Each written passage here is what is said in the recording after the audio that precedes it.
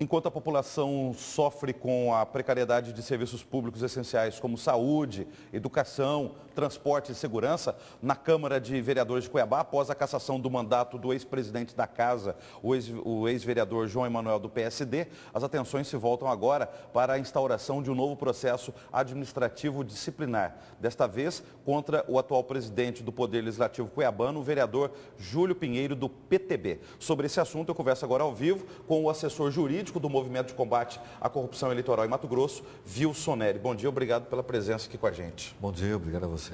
Inicialmente, saber a opinião do senhor sobre esse processo de cassação aí do mandato do vereador João Emanuel. Eu entendo que foi um processo doloroso, foi ruim para a sociedade, foi ruim para Cuiabá e ruim para Mato Grosso, todo esse procedimento. Por quê?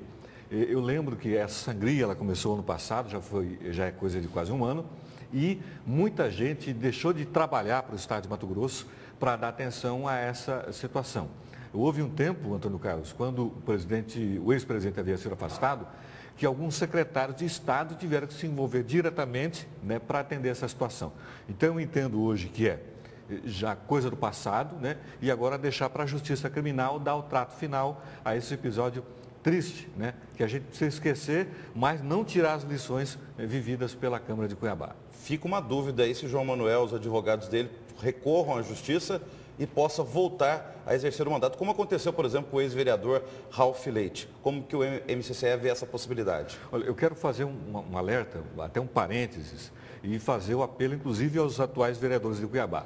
O que aconteceu no processo de cassação de Ralph Leite?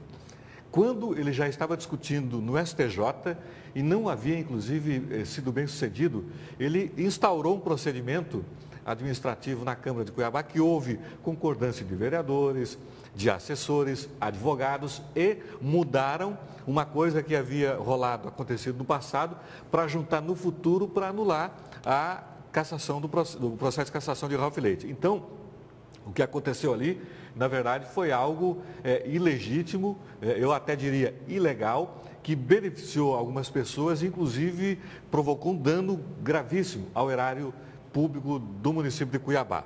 Eu espero que nesse caso atual não se repita aquela situação, porque a sociedade está bem mais atenta e tem muito mais acesso às informações. Agora, a toda evidência, nesse caso atual do vereador João Emanuel, o que acontece?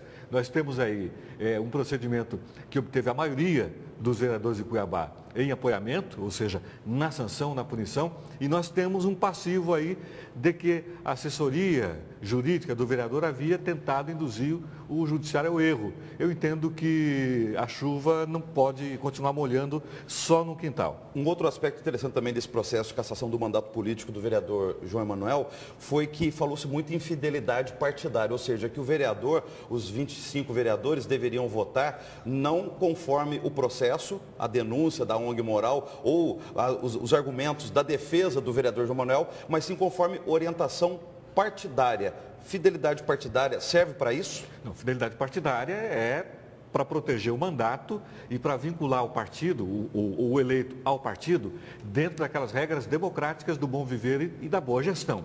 Eu não posso, sob o manto da fidelidade, obrigar o eleito, obrigar o mandatário, aquele vereador que tem um mandato parlamentar, enfim, a seguir uma regra ilegal. Nesse caso, pode incorrer, inclusive, o partido político em crime. Eu quero lembrar que existe hoje a criminalização da pessoa jurídica. Se eu uso a pessoa jurídica para obrigar alguém a fazer alguma coisa errada, eu posso ser punido. Então, fica aí esse alerta para aquela agremiação partidária que tenta impor uma vontade ilegítima ao eleito para que ele vote desse ou daquele modo, sob pena de uma punição ilegal. Especificamente sobre o atual presidente da Câmara de Vereadores de Cuiabá, vereador Júlio Pinheiro, do PTB. Há uma denúncia, inclusive, foi manchete do jornal A Gazeta dias atrás, de que no finalzinho do ano de 2012, o prefeito era o Francisco Galindo, também do PTB, e que houve uma suplementação orçamentária no orçamento daquele ano e que não teria sido aprovado em plenário esse projeto. Explique para a gente essa situação, por favor. Na verdade, o que nós temos? O orçamento, ele é uma peça interessante. Quer dizer, só o tributarista, o advogado que acompanha ali aquele procedimento pode entender essa dinâmica das verbas que são destinadas para uma finalidade e depois acabam sendo utilizadas para outra. No caso, o que está se comentando, e a gente está inclusive em busca dessas evidências documentais, é que anoiteceu a lei X e amanheceu a lei Y. E essa lei Y, sem votação, sem ata, na verdade, uma coisa que alguns deputados aqui de Mato Grosso fazem muito bem. Anoitece de um jeito, uma situação jurídica, no outro dia há uma lei aprovada. E, nesse caso, a gente precisa verificar, inclusive, de onde é que saiu essa suplementação, se não é uma verba carimbada. Ano passado, naqueles conflitos entre Prefeitura de Cuiabá e Câmara de Vereadores da capital, a administração do prefeito Mauro Mendes andou reclamando disso, que projetos eram aprovados, se não me engano, houve problema em relação à LDO, a Lei de Diretrizes Orçamentárias. Voltou-se um jeito, na hora de chegar para a sanção do prefeito, havia uma outra proposta, uma outra lei. Isso pode ou não pode? Não pode, sob nenhuma hipótese, é um vício de procedimento, né? E é para isso que existe a assessoria jurídica, que existem as comissões temáticas no parlamento, para verificar essa conformidade entre aquilo que foi decidido no plenário e que, a toda razão, é a vontade do povo que ali prevaleceu, por mais que não seja, muitas vezes, na essência. Voltando à denúncia contra o presidente Júlio Pinheiro, os advogados do João Emanuel reclamaram muito que essa denúncia não foi colocada, não foi aberto nenhum processo, a comissão de ética não atendeu. Houve alguma denúncia nesse sentido? Alguma ONG como o MCCE ou a ONG Moral denunciou esse caso? Nós ficamos preocupados, Antônio, pelo seguinte, porque nesse processo de cassação do ex-vereador, muita coisa foi lançada, muita coisa foi dita e muitas delas, inclusive, desprovidas de qualquer prova.